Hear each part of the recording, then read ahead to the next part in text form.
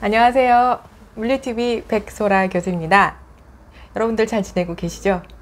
요즘 날씨가 너무 좋은데 이렇게 날씨 좋을 때는 비행기 타고 외국 가고 싶어요. 비행기 타고 아무래도 코로나 때문에 지금 많이 못 가니까 네. 저도 빨리 좀 뭔가 회복돼서 어디든 가고 싶다는 생각이 많습니다. 네. 오늘 왜 이렇게 비행기 얘기를 먼저 하느냐, 그 이유가 있죠. 바로 호랑이 항공사의 지점장이신, 즉 항공 전문가이신 어떤 분을 모셨습니다. 자, 자기소개 좀 부탁드릴까요? 네, 안녕하세요. 저는 김요섭이라고 하고요. 현재는 대만의 교수님께 말씀하신 대로 호랑이 항공사의 인천공항 지점장을 하고 있고요. 네. 인하대학교 물류대학원에서 박사 공부를 하면서 교수님 수업을 들으면서 또 이렇게 인연이 되어서 출연하게 되었습니다. 네, 그 인연이 좀 각별한 것 같아요. 둘 다 이제 항공 분야를 아주 사랑하고 또 둘 다 항공대학교를 졸업을 했죠. 그때는 서로 몰랐지만 그래서 좀 대화가 잘 되는 것도 있고 그래서 저희 채널에서 이번에 이렇게 모시게 됐습니다. 자, 일단 이제 질문은 첫 번째 걸 드릴 거예요. 어떻게 항공 분야로 진출을 하시게 되었는지에 대해서 여기 시청자분들과 좀 공유를 해주세요. 그러니까 아버님께서 네. 항공사에 근무를 하셔서 네. 어렸을 때부터 항공사에 되게 가고 싶다는 열망이 있었어요. 그냥 막연하게 비행기가 좋고 네. 그냥 비행기를 보면 또 가슴이 막 설레고 이런 것들이, 그래서 이런 거를 네. 되게 꿈을 갖고 싶어 했고 네. 그래서 항공대학교 진학을 하게 됐고 거기서 기왕이면 군대도 좀 더 비행기하고 가까운 곳으로 가자고 해서 이제 공군 ROTC에 이제 가게 됐고요.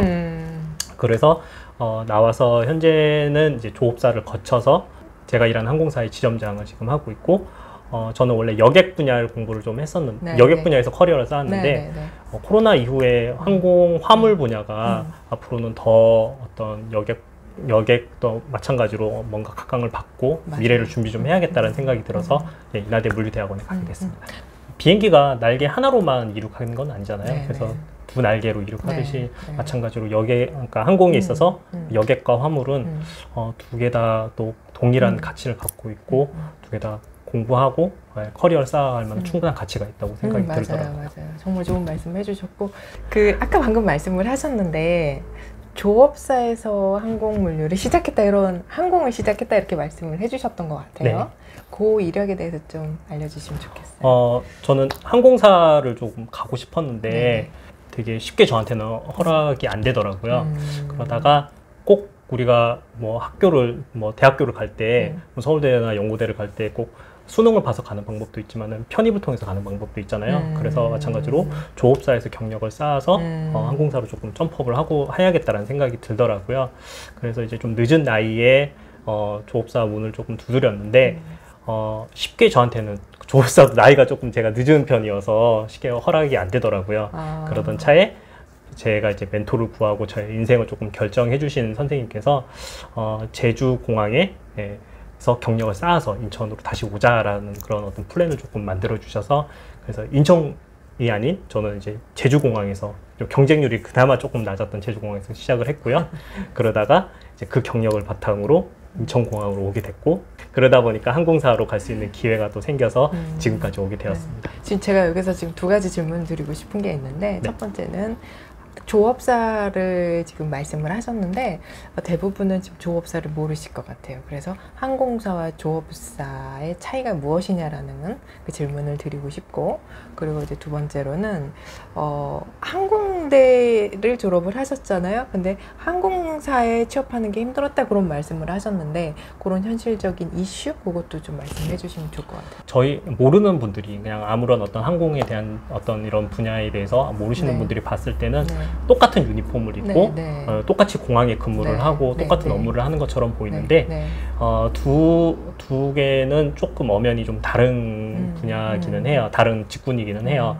조업사 같은 경우는 실질적인 어떤 오퍼레이션 역할을 한다고 가정을 했을 때 항공사는 거기에 따른 조금 슈퍼바이저 혹은 책임, 그다음에 어떤 명확한 지침을 조금 내려주고, 또 항공사하고 조업사하고 다른 결정적 어떤 분야 중에 하나는 대관 업무인 것 같아요. 그러니까 정부의 어떤 뭐 공항공사나 국토부나 이 업무를 대상으로 하는 거는 항공사 직원들이 좀 담당을 하고, 조업사 직원들 같은 경우는 항공사의 어떤 그런 지침이나 폴리시나 이런 거 같은 거를 이제 해서 수행하는 역할을 조금 더 한다고. 그 혹시 지금 이해를 못하신 분들을 위해서 말씀을 드리면 이 항공사 같은 경우에는 자기들의 비행기를 가지고 운영을 하는 그런 전문 회사고요. 그럼 조업은 뭐냐? 이렇게 운송을 하는 회사들을 말 그대로 도와주는 역할을 하는 회사라고 보시면 돼요. 항공사는 운송을 하면서 화물이나 여객을 나르는 그런 역할을 하고 있습니다. 근데 조업사는 어떠한 공항에서 출발 전이나 혹은 도착 후에 어떠한 보조적인 역할을 해줘요. 예를 들어서 뭐 케이터링, 음식을 제공을 하고 준비를 한다던가, 그 다음에 비행기에서 써야 되는 비품들을 납품을 한다던가, 그리고 뭐 정비에 관련된 거, 혹은 뭐 급유에 관련된 거, 이런 일들을 대행하는 회사가 바로 조업사죠. 네, 지금은 이제 조업사도 굉장히 많이 복지 혜택이나 이런 게 좋아져서 실제로 해외에서는 거의 두 개의 차이가 그냥 어떤 분야의 차이인 거지. 어떤 뭐 이게 급여가 적고와 안 적고의 차이가 이제 거의 없어졌는데 우리나라도 아마 조만간 이제 거의 될 것 같습니다. 그러겠죠. 자, 그러면 이제 좀 더 실무적인 질문을 해볼게요. 항공사 지점장은 무슨 일을 하나요?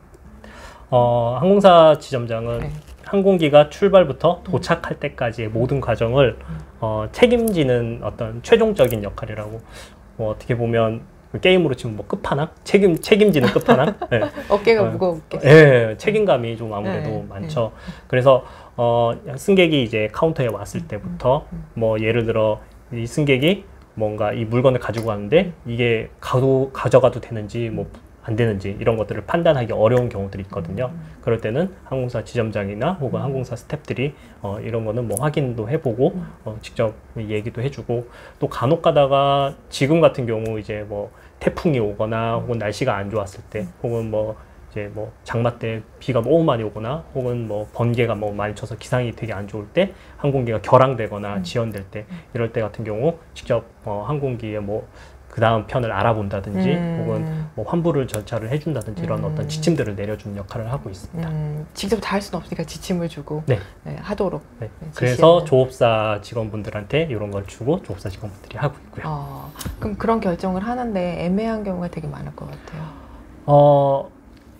그러니까 그런 것들이 있더라고요. 예를 들어 조금만 기다리면 날씨가 좋아질 것 같은데 조금만 더 기다리면 날씨가 좋아질 것 같은데 근데 이제